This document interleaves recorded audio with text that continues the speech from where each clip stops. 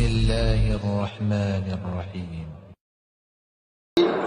Hasyim Asy'ari rahimahullahu taala, pendiri NU.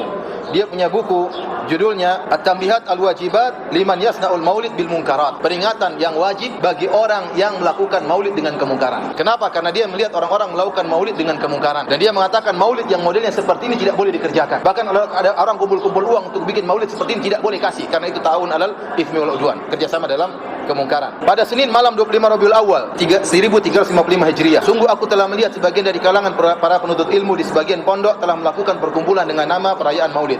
Mereka telah menghadirkan alat-alat musik, lalu mereka membaca sedikit dari Al-Quran dan riwayat-riwayat yang datang tentang awal sirah Nabi SAW dan tentang tanda-tanda kebesaran Allah yang terjadi pada tatkala lahirnya Nabi SAW. Demikian juga sejarah beliau yang penuh keberkahan setelah itu. Setelah itu mereka pun mulai melakukan kemungkaran-kemungkaran seperti saling berkelahi pencaksilat dan saling dorong-mendorong yang mereka namakan dengan pencaksilat atau boxing. Jadi acara maulid ada acara apa? Pencaksilat. Kata dia ini kemungkaran. Yang bilang ini siapa? Kiai Haji Hasyim Asy'ari, pendiri NU, yang bilang bahwasanya acara pencaksilat dalam acara maulid itu mungkar siapa? Dia. Dan memukul-mukul rebana, semua itu mereka lakukan di hadapan para wanita ajnabiyah, bukan mahram mereka. Sebenarnya pencaksilat boleh, tetapi tatkala dikerjakan di hadapan para wanita ajnabiyah, kata dia tidak boleh. Lihat bagaimana mereka dulu, para ulama dahulu seperti Kiai Haji Hasyim Asy'ari, ketat dalam masalah ikhtilat. Ini sudah tidak ada sekarang, atau hampir tipis, sudah hampir enggak ada. Sekarang orang bebas saja, ya. Mau laki-laki perempuan campur, mau.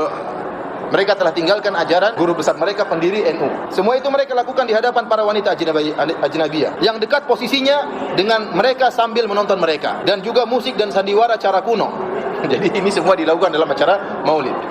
Dan juga permainan yang mirip dengan judi serta bercampurnya ikhtilatnya para lelaki dengan wanita. Juga nari-nari dan tenggelam dalam permainan dan tertawa. Suara yang keras dan teriakan-teriakan di dalam masjid dan sekitarnya. Maka aku pun melarang mereka dan mengingkari perbuatan kemungkaran-kemungkaran tersebut, lalu mereka pun pergi buyar. Ini yang bilang siapa? Kiai Haji Hasyim Asy'ari. Dan kebanyakan maulid seperti ini sekarang. Kumpul-kumpul rame-rame, ketawa ketiwi. Dan ini kemungkaran. Ini sepakat ulama mungkar. Mau antum mendapat Ibnu Hajar juga tadi saya sebutkan, dia mengatakan maulid ada baiknya ada buruknya. Syaratnya maulid boleh dikerjakan kalau baik saja, kalau ada buruknya maka tidak boleh. Tadi Ibnu Hajar sudah bilang, dia bilang boleh maulid tapi ada syaratnya. Kemudian beliau berkata setelah itu, dan tatkala perkaranya sebagaimana yang aku sifatkan dan aku takut perbuatan yang menghinakan ini akan tersebar di banyak tempat. Dia bilang perbuatan yang menghinakan ini akan tersebar di banyak tempat sehingga menjerumuskan orang-orang awam pada kemaksiatan yang bermacam-macam dan bisa jadi mengantarkan mereka kepada keluar dari agama Islam. Bayangkan kencengnya. Ini kalau tidak disebut namanya mungkin orang sudah bilang ini orang terlalu kenceng. Ternyata dia yang nyebutin siapa?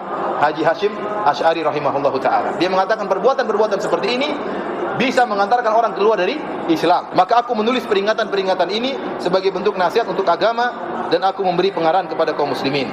Jadi ini sebab kenapa dia tulis buku ini. Adapun tata cara acara maulid yang dianjurkan oleh para ulama, kita dengarkan perkataan Haji Hasyim Asy'ari. Dia berkata, dari perkataan para ulama, bahwasanya maulid yang dianjurkan oleh para ulama adalah berkumpulnya orang-orang dan membaca sebagian ayat-ayat dari Al-Quran dan riwayat kabar-kabar yang menjelaskan tentang permulaan sejarah Nabi SAW dan peristiwa-peristiwa yang terjadi tatkala Nabi dalam kandungan dan kelahirannya. Demikian juga setelahnya berupa sejarah sirah beliau yang penuh keberkahan. Setelah itu diletakkan makanan, lalu mereka makan lalu buyar. Itu acara maulid, begitu. Itu acara maulid yang dianjurkan oleh para ulama yang membolehkan. Kalau yang tidak boleh sama sekali dari ulama Malikiyah. Tapi yang bolehkan, mereka bilang cara maulid seperti itu.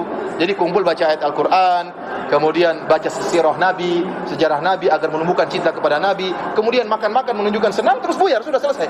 Itu acara maulid. Adapun kemudian joget-joget, dan saya lihat ada acara maulid dengan joget-joget, ada laki-laki perempuan, musik-musik, kemudian mubadzir dan macam-macamnya, ini tidak boleh. Pawai, kemudian bikin patung-patung, saya lihat sendiri sampai orang macet di Indonesia gara-gara bikin patung. Acara maulid bikin patung kuda, bikin patung kalajengking. Apa hubungannya kalajengking dengan Nabi SAW? Apa hubungannya kuda dengan Nabi SAW? Bikin patung-patung seperti itu. Apa dengan buat patung tersebut tambah iman kepada Nabi SAW? Apa dengan buat patung tersebut tambah cinta kepada Nabi SAW? Apalagi kemudian masjid kosong acara maulid. Saya lihat kemarin ada orang sebarin di Facebook, lihat sebelah acara maulid masjid waktu sholat isya nggak ada orang sholat, cuma berapa orang. Yang lain tidak sholat isya berjamaah. Terus bagaimana seperti ini? Jadi acara maulid yang dibolehkan oleh para ulama Syafi'iyah begini. Ini yang menjelaskan adalah Kiai Haji Hasyim Asy'ari.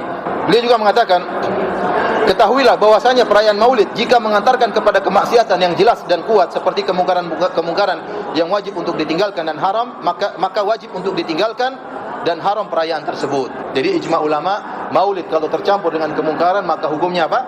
Haram. Kemudian juga beliau mengatakan, mengeluarkan uang untuk acara perayaan maulid, maksudnya maulid yang bercampur dengan kemungkaran, menjadi haram dikarenakan hal ini merupakan bentuk membantu pelaksanaan maksiat. Ini tidak boleh. Jadi kalau kita tahu orang bikin acara maulid, kemudian nanggap artis, nanggap nyanyi dangdut acara maulid, musik-musik, kemudian dia minta uang di rumah-rumah, maka tidak boleh. Baik, ini perkara yang pertama saya katakan bahwasanya acara maulid kalau perkaranya haram, maka sepakat ulama tidak diperbolehkan. Kedua, apalagi acara maulid tersebut mengandung perkara-perkara yang khurafat, seperti meyakini Nabi ikut hadir dalam acara maulid. Ini keyakinan sebagian orang-orang Sufiyah. Mereka meyakini roh Nabi bergentayangan di mana-mana. Dan saya baca buku-buku seperti ini. Dan Nabi hadir dalam acara-acara perkumpulan maulid. Jadi kalau ada acara maulid, ada acara berdiri menyambut kehadiran Nabi SAW. Ini khurafat, tidak boleh seperti ini. Nabi dalam kuburannya, kemudian rohnya tidak bergentayangan, tidak. Kalau ruhnya bergentayangan, ya, maka yang paling utama untuk Nabi temui adalah putrinya Fatimah, atau bertemu dengan istrinya Aisyah, atau bertemu dengan sahabatnya Abu Bakar. Kenapa ruh Nabi tidak bertemu dengan mereka, kemudian datang acara maulid di zaman sekarang ini?